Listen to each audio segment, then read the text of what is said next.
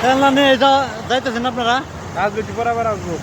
আর একটু পরে আসবেন, কিন্তু বন্ধ কিসের জন্য? বন্ধ দেশে তেলের সংকট।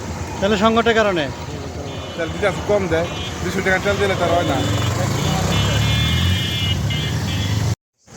প্রিয় জোহার, নবাবগঞ্জ বাসী, আসসালামু আলাইকুম রহমতুল্লাহি ওয়া বারাকাতুহু।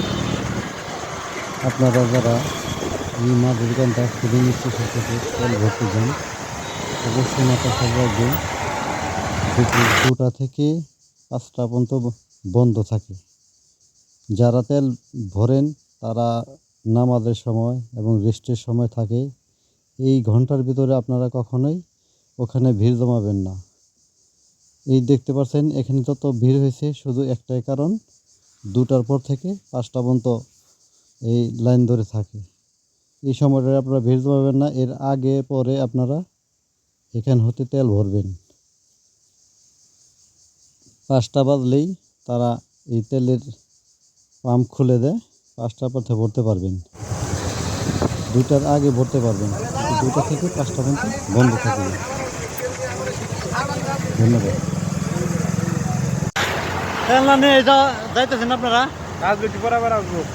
আর একটু পরে আসবেন, কিন্তু বন্ধ কিসের জন্য? বন্ধ দেশে তেলের সংকট। তাহলে সংকটের কারণে তেল দিতে আছে কম দেয়, 200 টাকা তেল দিলে তার হয় না। প্রিয় জোহার, নবাবগঞ্জ বাসী, আসসালামু আলাইকুম রহমতুল্লাহি ওয়া বারাকাতুহু। আপনারা যারা এই মাঝরিকান্তা ফিলিং স্টেশন থেকে তেল ভরতে যান, অবশ্যই মাথা খেয়াল রাখবেন দুপুর 2টা থেকে 5টা পর্যন্ত বন্ধ থাকে। যারা তেল ভরেন তারা নামাজের সময় এবং রেস্টের সময় থাকে। এই ঘন্টার ভিতরে আপনারা কখনোই ওখানে ভিড় জমাবেন না।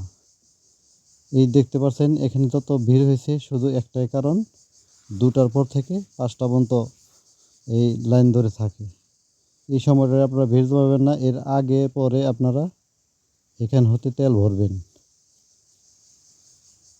5টা বাজলেই তারা এই তেলের পাম্প খুলে দেয়, 5টার পর থেকে ভরতে পারবেন। 2টার আগে ভরতে পারবেন, কিন্তু 2টা থেকে 5টা পর্যন্ত বন্ধ থাকে। ধন্যবাদ। খেলনা নিয়ে যাইতেছেন আপনারা? আসবে একটু পরে আবার আসবো। আর একটু পরে আসবেন, কিন্তু বন্ধ কিসের জন্য? বন্ধ দেশে তেলের সংকট।